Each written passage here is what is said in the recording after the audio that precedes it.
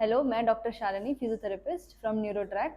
मैं आज एक बहुत ही इम्पॉर्टेंट टॉपिक बेड सोर्स के बारे में डिस्कस करने जा रही हूँ। सबसे पहली बात कि बेड सोर्स होता क्या है। बेड सोर्स उन पेशेंट्स में जनरली देखा जाता है जो कि बेड रिडन होते हैं। बेड रिडन होने का कारण है जैसे कि स्पाइनल कॉर्ड इंजरी के पेशेंट हैं, आपके पास स्ट्रोक के पेशेंट हैं, ट्रांसवर्स मेलाइटिस के पेशेंट हैं, पार्किंसन के पेशेंट हो गए, जो भी पेशेंट हो जो कि बेड रिडन हो जाते हैं फुल्ली, उनको उनमें ये प्रॉब्लम देखी जाती है। अब जनरली होता क्यों है, जितने भी बोनी प्रोमिनेंस हैं वो कंटिन्यूस एक ही पोजीशन में रहते रहते प्रेशर क्रिएट करते हैं, जिसकी वजह से ब्लड फ्लो रेस्ट्रिक्ट हो जाती है। ब्लड फ्लो रेस्ट्रिक्शन की वजह से बॉडी नेक्रोसिस होने लगती है, यानी कि अगर आम भाषा में बोला जाए तो टिश्यू जो है मरने लगता है, तो जिसकी वजह से ये प्रॉब्लम फेस होती है। और इसके स्टेजेस हैं टोटल 4।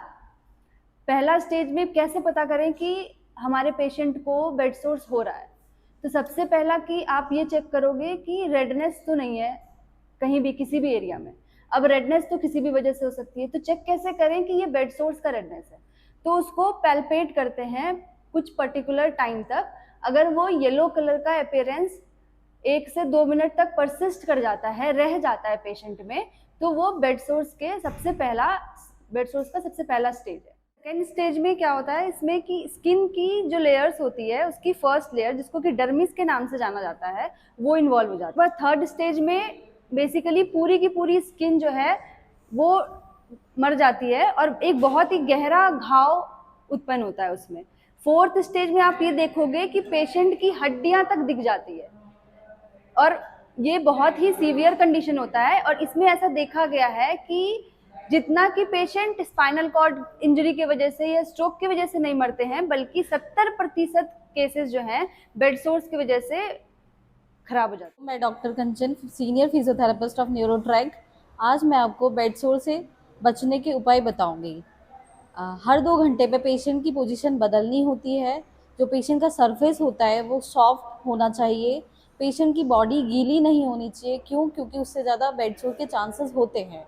और पेशेंट को अधिक मात्रा में पानी पीना चाहिए। डाइट अच्छी लेनी चाहिए। डाइट में जैसे कि विटामिन सी, हाइड्रेटेड बॉडी होनी चाहिए।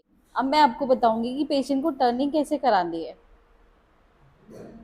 अगर पेशेंट सुपाइन लाइन में है तो हम उसे टर्निंग करेंगे साइड लाइन में।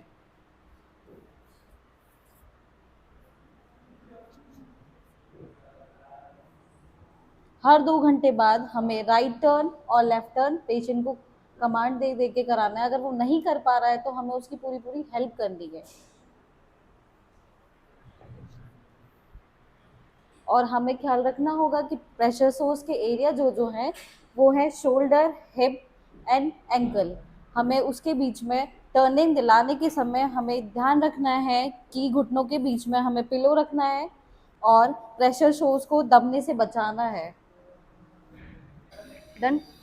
अब अगर आपके पेशेंट को बेड सोर्स हो गया है तो उसको ठीक कैसे किया जाए उसका उपाय बताने जा रही हूँ।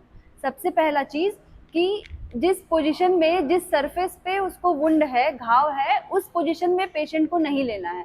उसके ऑपोजिट पोजीशन में लीजिएगा। जैसे कि अगर आपको एग्जांपल के तौर पे समझाया जाए कि अगर उसके बैक पोर्शन में, हिप रीजन में या फिर शोल्डर के बैक रीजन में अगर उसको बेड सोर्स हो गया है तो हम उसको साइड लाइन पोजिशन में लेने की कोशिश करेंगे। दूसरा बात ये कि घाव को रेगुलर बेसिस पे क्लीन करना होगा। जो भी मेडिसिन डॉक्टर के द्वारा प्रिस्क्राइब की गई है वो मेडिसिन को रेगुलर इंटरवल पे आप उनको अप्लाई करोगे। थर्ड पॉइंट ये है कि आप ये इंश्योर करोगे कि बेडशीट जो पेशेंट के नीचे बिछी हुई है उसमें किसी भी प्रकार का रिंकल्स नहीं होना चाहिए। फोर्थ चीज ये, और जो कि बहुत ही ज्यादा इंपॉर्टेंट है, जल्दी से जल्दी फिजियोथेरेपी स्टार्ट करनी पड़ेगी।